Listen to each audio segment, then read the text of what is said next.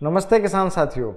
मैं doctor Vinod Patidar VKS agri solution के इस चैनल में पूरी टीम के साथ आपका हार्दिक स्वागत अभिनंदन करता हूं। जैसा कि हमने पिछले वीडियो में जानकारी प्राप्त की खरपतवार नाशक दवाइयों के ग्रुप के बारे में, आज हम जानकारी प्राप्त करेंगे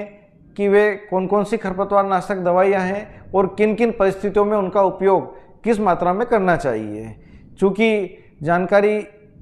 आप प्राप्त करें उसके पहले सोयाबीन की फसल में कौन कौन सी खरपतवार होती है उसकी जानकारी भी आपको प्राप्त होना आवश्यक है, क्योंकि जब तक आप उसके संबंध में जानकारी प्राप्त नहीं करेंगे तब तक आप अपने खेत के लिए उचित खरपतवार नाशक दवाई का चुनाव नहीं कर पाएंगे।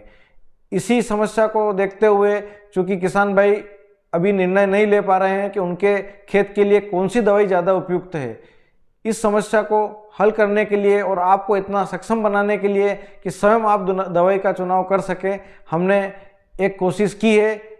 जो कि आशा है आप इससे भरपूर लाभ लेंगे और अंत में आप जब ये वीडियो पूरी हो जाएगी इतने सक्षम होंगे कि आप स्वयं अपने लिए उचित दवाई का चुनाव कर सकें। तो चलिए चलते हैं और जानते हैं कि सोयाबीन में कौन सी खरपतवार अधिक होती है और उनके लिए कौन कौन सी दवाई किन किन परिस्थितियों में उचित है। और ये वीडियो हमने 3 पार्ट में आपको प्राप्त होगा,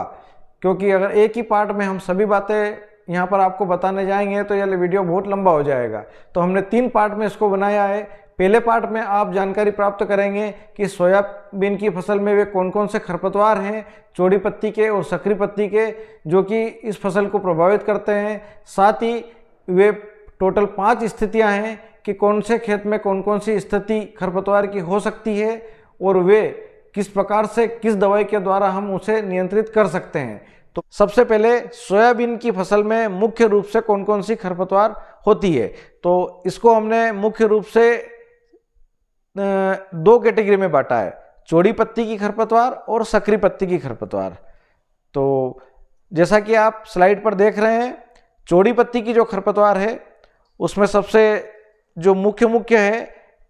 आप सभी इन खरपतवार से परिचित हैं, लेकिन बहुत सारे हमारे नए किसान साथी भी हैं, उनको भी इन सभी खरपतवार से परिचय हो पाए, इसके लिए हम शुरुआत से ही इसकी जानकारी दे रहे हैं। सबसे पहला नंबर है बोखनी का, फिर बोखना, फिर दूधी, फिर फुलकिया। ये 4 मुख्य खरपतवार है जो अभी लगभग सभी के खेतों में पाई जाती है। साथ ही चौड़ी पत्ती के खरपतवार में दिवालिया, साथ ही कुछ खेतों में आजकल बहुत ही ज़्यादा मात्रा में होने लगा है गाजर घास, साथ ही जो घंटी के आकार के जिसके अंदर बीज का संग्रहण होता है चिरपोटा, और एक सफ़ेद मुर्ग। ये हमने कोशिश करी है कि आपकी देसी भाषा में जो नाम लिए जाते हैं उस आधार पर यहाँ पर हमने उसके चित्र प्रदर्शित किए हैं, ताकि आप अच्छे से समझ सकें कि आपके खेत में कौन सी खरपतवार ज़्यादा है। अब हम चलते हैं कि घास जाति या सकरी पत्ती के कौन कौन से खरपतवार हैं जो कि हमारे खेत में अधिकतर पाए जाते हैं।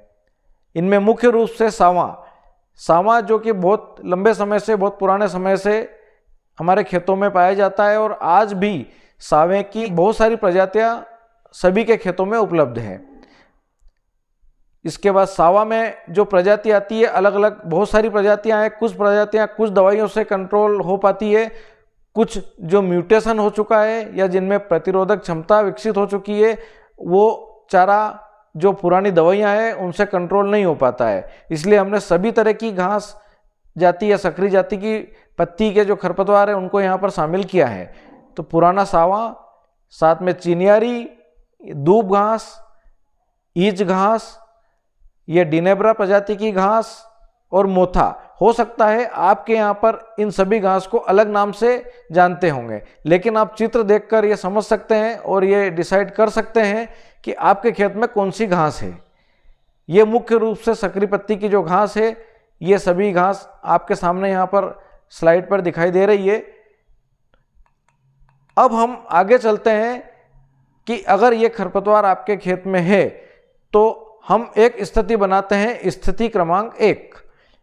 स्थिति क्रमांक 1 वो स्थिति है जब आपके खेत में बहुत ज़्यादा खरपतवार न होते हुए कुछ खरपतवार की मात्रा हो, जिनमें मुख्य रूप से दिवालिया या बोखना हो और साथ में ही सावां, जो कि पुराना जो सावां जिसको बोलते हैं, जो आसानी से कंट्रोल हो जाता है, वो सावां। अगर आपके खेत में केवल यही खरपतवार अधिक मात्रा में हो तो उसके लिए हम दवाई बता रहे हैं। आप इसके लिए इमेजा थापर, बहुत सारी कंपनियों की आती है, हमने कुछ प्रमुख कंपनियों की दवाई या नाम यहाँ पर शामिल किया है, जिसके अंदर BSF कंपनी की परसूट मुख्य रूप से शामिल किया है, साथ में पारिजात की पेरीमैच कंपनी की जो इमेजा थाफिर है उसको शामिल किया है, साथ ही अदामा कंपनी की वीड ब्लॉक को यहाँ पर शामिल किया है। आप इनमें से अन्य कई कंपनियों की भी जो इमेजा थापर 10% SL फॉर्म में आती है, उनका भी उपयोग इन सभी खरपतवार को नियंत्रित करने के लिए कर सकते हैं। आप इनके, जैसा कि आपको स्लाइड पर दिखाई दे रहा है, उपयोग की मात्रा,